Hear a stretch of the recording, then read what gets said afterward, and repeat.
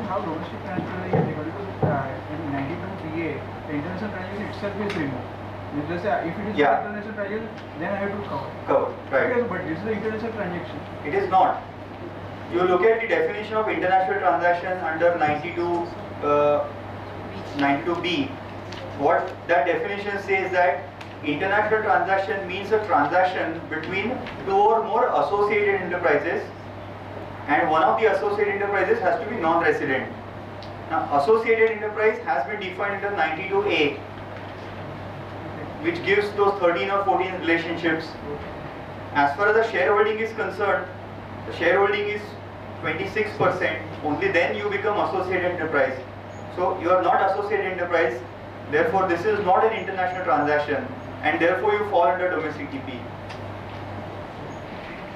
Sir, there would be a interpretation issues of general versus specific when we make a basket for catering these kind of a transaction, and we have created absolutely a separate chapter for international transfer pricing.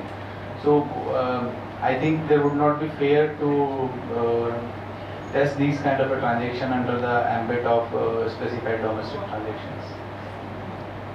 Okay, I respect your view. All I'm saying is that there is a counter that is also possible, and the way the section has been worded, it's fairly clear that domestic TP will apply in such situations. So perhaps after the session, once we complete this discussion, I will give few cases to you, and you can read the section and see that how disastrous domestic TP consequences could be in certain situations. Let us go through the topic that we have allocated, then we can look at some unintended consequences of domestic TP, time permitting. So related party payments under 48.2, you have range of payments, purchases, procurement services, cost sharing, salary, director's remuneration, group recharge, reimbursement, guarantee fee, expenses. So you have vast nature of expenses which are covered under 48.2, and therefore the domestic TP compliance is applicable for these transactions. Reimbursement of expenses. Yeah. Possible to take note that it is just a pass-through cost, it is not actually an expense, and therefore it is not covered. So here you have to look at a situation that let's say I am a subsidiary. I am making a reimbursement of expenditure to my parent company, right? So here, as far as I am concerned, I have made a payment which is an expenditure to my holding company, and therefore it is strictly a domestic transfer. It is a SDT or a specified domestic transaction. Now the question comes is, how do you benchmark it? Correct? In benchmarking, I have to determine arm's length price by applying various methods. Luckily now we have a sixth method, for example, which takes into account, which helps us to say that in case of reimbursement, this is a third party cost. Assuming it is a third party cost, it meets an arm's length test. So there are 2 points. One is SDT applicable to you? Answer is yes, which means that you have to maintain the documentation. I am assuming the 5 crore limit is also breached. It means that you have to maintain documentation, you have to file 3 CB. You may be scrutinized for that. Second aspect is benchmarking. So how do you benchmark reimbursement? Maybe it is fairly easy to say that it is a third party cost and therefore or a pass-through cost, and therefore it is at arm's length. But to say that the TP itself is not applicable, let's say there is a 10 crore reimbursement and there is no other transaction, is domestic TP applicable? My view, it is applicable. You need to show that this is the way to benchmark it. Is this, do you agree with it? Do you have different view? So one of the views is that it is just a pass-through cost, it is not an expense payment. It is neither unreasonable nor excessive. It is just like I have paid third party on behalf of it, he has paid on my behalf, and it is just back-to-back payment. No, can we just read? No. Can we read clause 1? Any expenditure in respect of which payment has been made to 48-2B covered entity. Has it happened in our case? Clearly yes. That's how I would read it. It is passed through for the recipient, not for the payer. Exactly. So there is an expenditure. That's what I'm saying. That there is an expenditure in the hands of the recipient company. First of all, TP will not apply because it's a receipt transaction. So you don't have 48-2 situation applicable. But anyway, some 3 or 4 interesting issues which may come up. Trade discount, fairly simple. 48-2 doesn't apply to trade discount, so you don't have a domestic TP applicability to the trade discount situation. Sales to sister companies. Let's assume both are tax-paying units and not a tax-holiday unit. Again, domestic TP is not applicable. I don't know why, but even this point was debated, and there are few case laws which are mentioned, which we reported in Tax Sutra, that tribunal actually had to specifically rule that on the income side or on the receipt side, TP equivalent or fair pricing is not applicable. But you have those debates. Again, just sort of completeness I mentioned. Third point is very interesting, depreciation. So let's take a situation that I purchase a machinery from my parent company. Both are Indian companies. So I purchase a machine from my parent company and I claim a depreciation on that machine. Is specified domestic TP applicable? That's the question. Let me again show the section to you. Is it required? That's the question. So is 43A, one is there. Sure. So I'm not on 43A1. That is independently. My limited question is specified domestic TP applicable? Which means that let's take a situation that I have imported. I have bought a 10 crore machinery from my parent company. There is no other transaction. Am I liable to comply SDT? Depreciation is an allowance, not an expenditure. Is it an ALP? A 10 crore is an ALP. So that is a question that comes. That is a determination to be done later. First question is SDT applicable? If it is applicable, then I have to decide whether it is at arm's length or not. No. Capital expenditure and depreciation. Whether the price is jacked up, that is more relevant question. Right. No. So okay. Let me further complicate the situation. Machinery cost is 1 crore. I buy it from my parent company at 10 crore. Is SDT applicable? No. And I am claiming depreciation on this.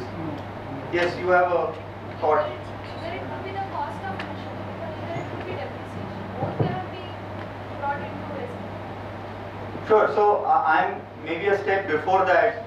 Do you have to apply either of the two, depreciation or machinery? In international transaction, yes, you have to apply. Clearly, there is no doubt. In SDT, do you have to apply? No. How many believe SDT will not apply here?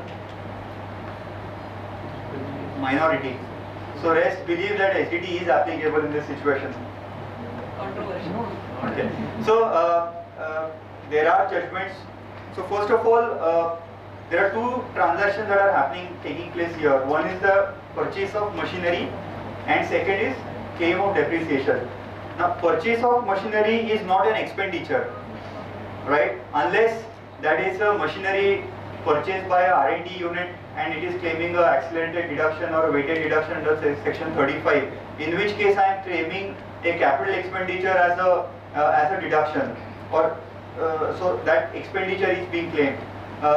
In a normal situation, otherwise,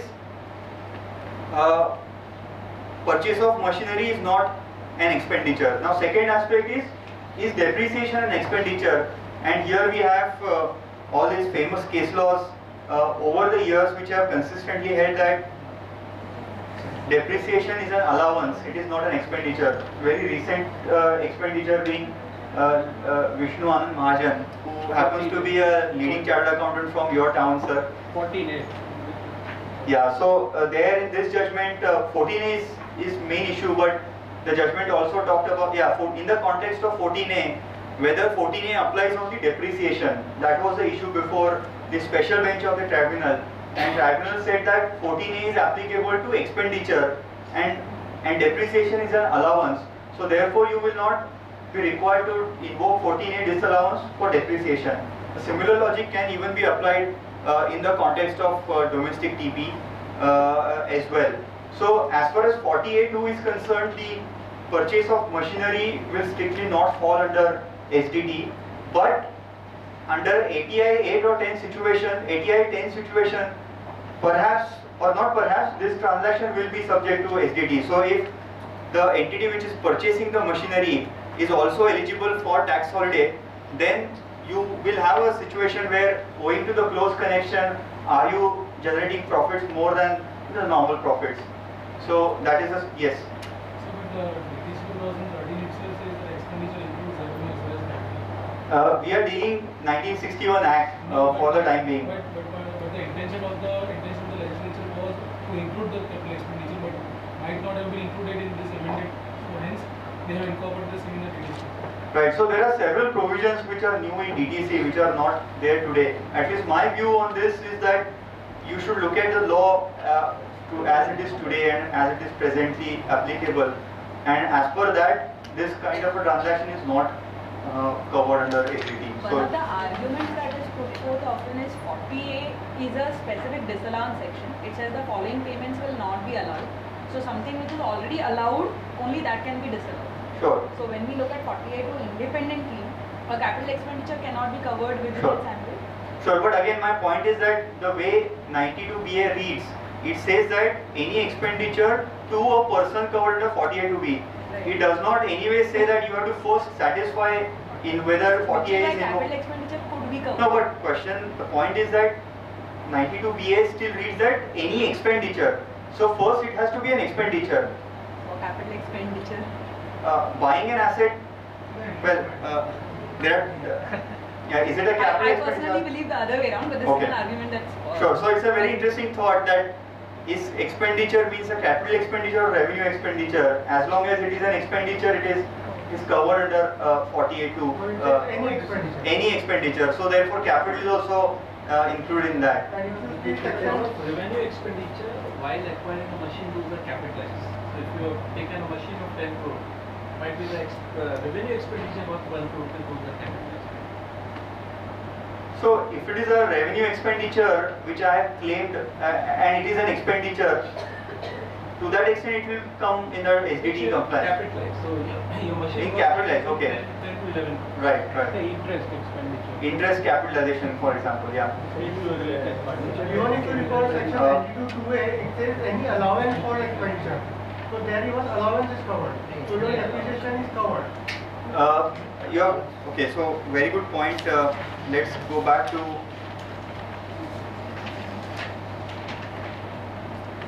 (92). Any allowance for an expenditure or interest in relation to specified domestic transaction. So again the question is that is this a specified domestic transaction, because you could have an allowance, as I said, depreciation could very well be tested in the context of ATI 10 situation. So allowance for an expenditure. Right. Allowance for an expenditure.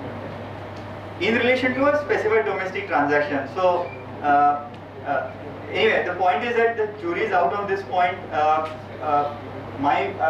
My view is that you can take an argument on this point that SDT is not applicable. Practically, what should be done can depend on the, if you are anyway benchmarking, you might as well benchmark the depreciation, or in case of machinery purchases from associated enterprises, you can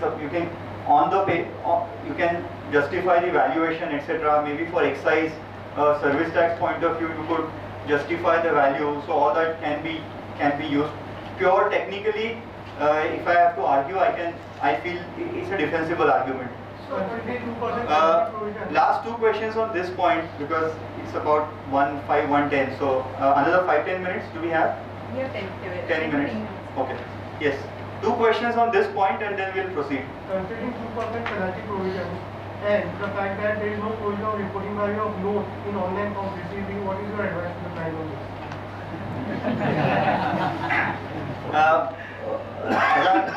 If I wear a consultant's hat and if I were to advise it, I will say that we should benchmark it.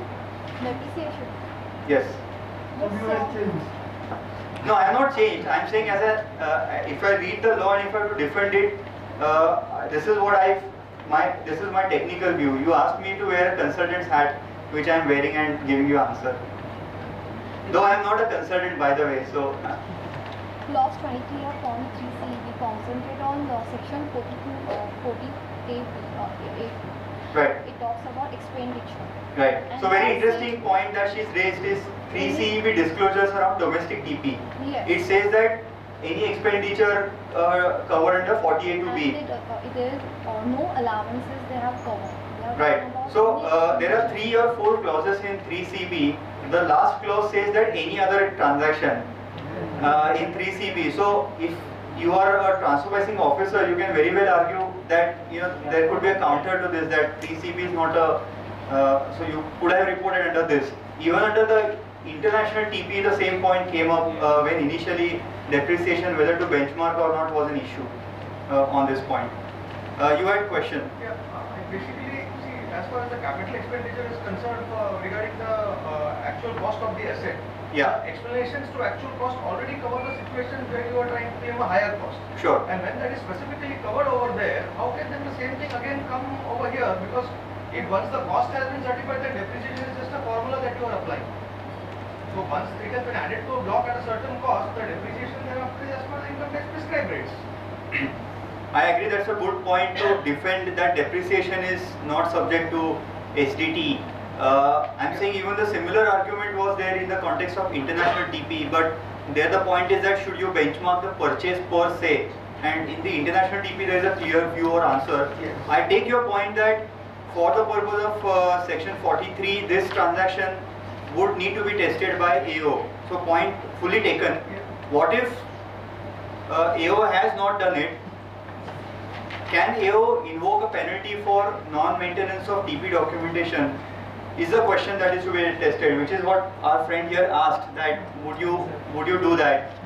And that's what I'm saying. So one is that a legal provision, we should read it independently. Specifically covered. Something which is specifically a general rule of law has specific provision overrides a general provision. Sure. It's the penalty which makes one's difference. Yeah, but on the penalty, so there you will have to demonstrate the reasonable cause of the interpretation, etc., etc. So your point is taken that this is a good argument to say that depreciation, purchase of asset is not covered under 4092BA type of a situation. I am saying, but fundamentally, domestic TP there will be several conflicts. I mean, let's take a situation of a ATIB builder. For him, purchase of land from a related party, you could have similar conflict, and maybe in tomorrow's session you can raise this debate that purchase of land, will you apply ATI 10 and therefore SDT, or will you apply stamp duty valuation? Stamp duty valuation is specific, but at the same time you have... Stamp duty valuation is when the magnitude and capital gains is 56. No, last year's budget introduced a change which also 43CA provision. So there will be several such conflicts between SDT and other provisions. As the law progresses, evolves, we'll have to see how it pans out. Can you say that stamp duty valuation is a fair price? As we say, No, which is what I'm saying. I'm giving a counter to his point also, that just because stamp duty, which is a specific provision, does it stop AO from invoking an arm's length price for ATI 10 or a fair price? Maybe no.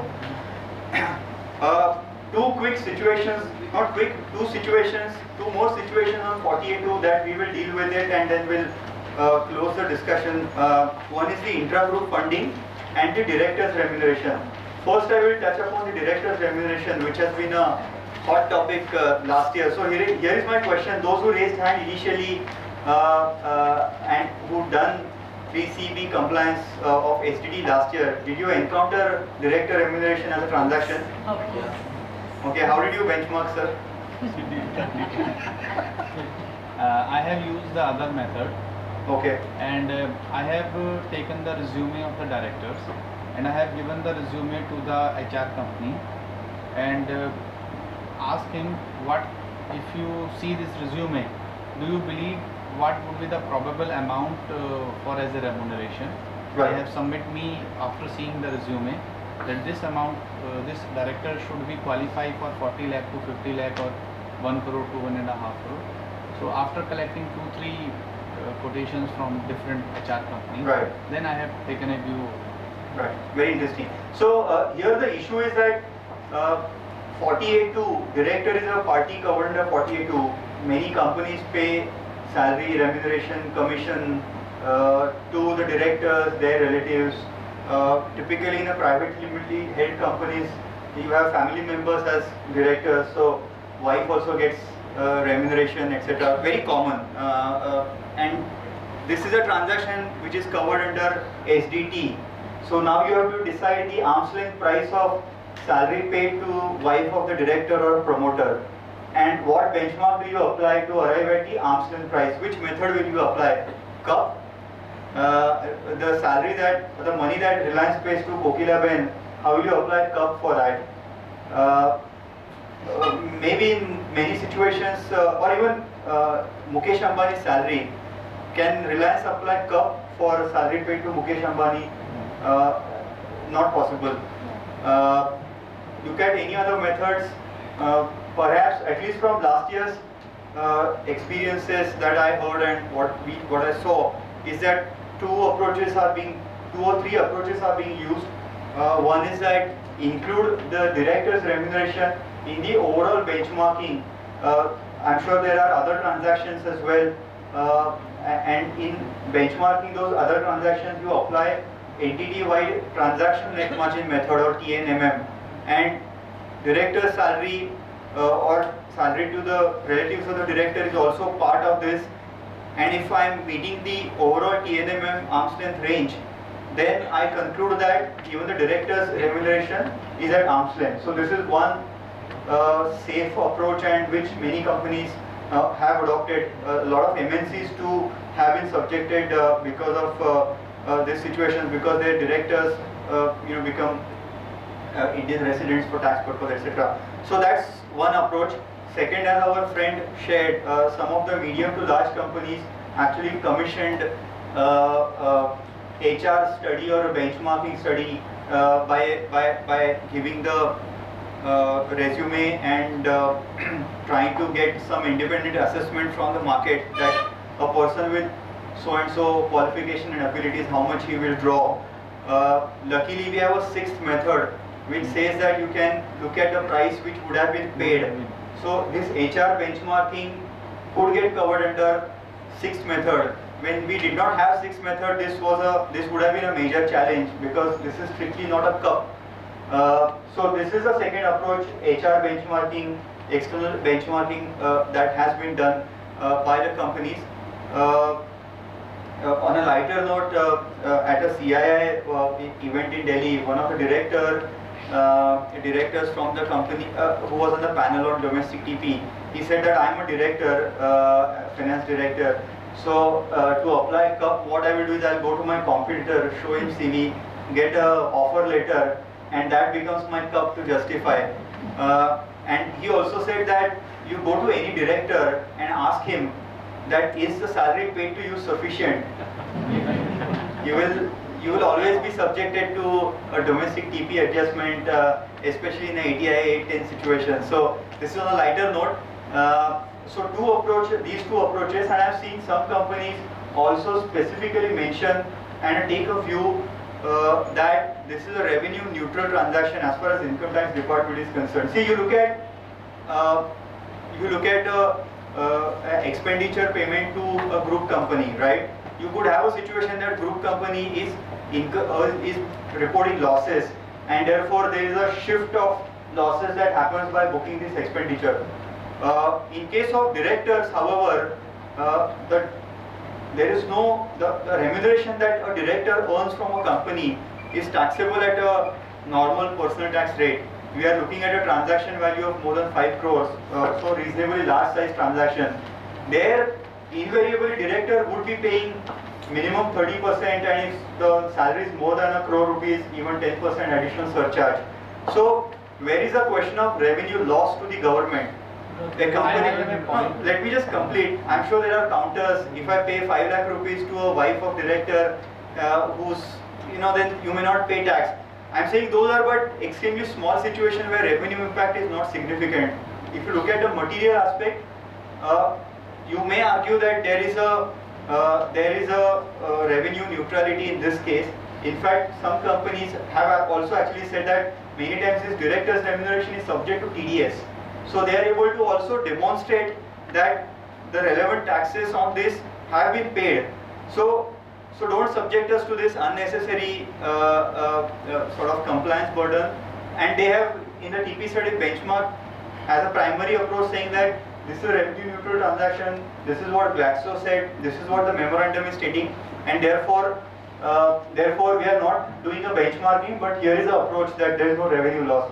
So I have seen all these three approaches. Yes. Within 143 assessment in previous years, ITO is allowed as a expenditure. Right. Can it be taken as a benchmark? I think this can be a very good persuasive value, but as we know that in assessments you don't have a res judicata, which means that your previous year's conclusions may or may not necessarily apply in the current year. So I am saying salary is not salary is comparable with previous year. Consistency, But- consistency, sir. so it is possible argument. If you ask me technically, you have to meet the sorry. Would it not be 6 year and independent year? But here it's the same, yeah, so possibly a sixth method if assessing officer has specifically examined in the earlier year's salary, just by saying that you debited it and it went through normal assessment, it's like your 147 principles perhaps may come into picture if officer has made a specific application of the mind and has said perhaps, yeah, that's a good sixth method that last year's assessment order is my benchmark by applying a sixth method possible. Now on this point, just to share, there's one lady, Ms. Vatsala Yadav from CPDT, who's been made in charge of of the domestic TP from the revenue side. The fact is that if you speak to the officers, for them there is still time away before this comes up for the scrutiny or assessment. So department so far has not started putting together infrastructure and approach around domestic TP, but there is a person identified within CPDT to take care of domestic TP, and director's remuneration was a specific point that almost everybody raised, and she acknowledged that it probably doesn't make sense to put a onerous compliance burden of SDT for director's remuneration. In fact, before November, they were working on a clarificatory circular clarifying certain aspects of SDT, which unfortunately would not see the light of the day at that time. Hopefully, before this year's compliance in November, we will have some clarification, at least on director's remuneration point. That's a hope. So this is just additional point. Yes, sir.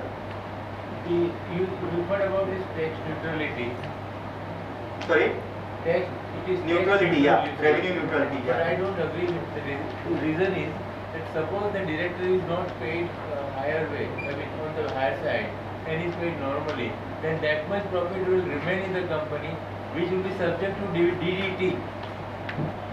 So government is loser on DDT part. So it is not Right, but you are looking at a converse situation, sir. Here we are seeing that whether, let's say, if the 1 crore remuneration that a company paid, should it have, no, point taken, sir, that you would have a DDT. Government is loser on DDT, not neutral. I take your point on the principles of revenue neutrality, and that's true even in case of transfer pricing adjustment, the international TP adjustment, not just domestic TP. Let's take a situation where you do a voluntary TP adjustment. Let's say I have a captive subsidiary. I'm digressing from SDT, but let's say I have a captive subsidiary. My entire shareholding is held by my foreign parent. Let's say my monthly expenditure is 5 lakh rupees. I only get a reimbursement from my foreign company to meet the expenses. That's it. At the end of the year, when I file my tax return, my annual expenditure is, let's say, 60 lakh rupees. I say that I apply safe harbor.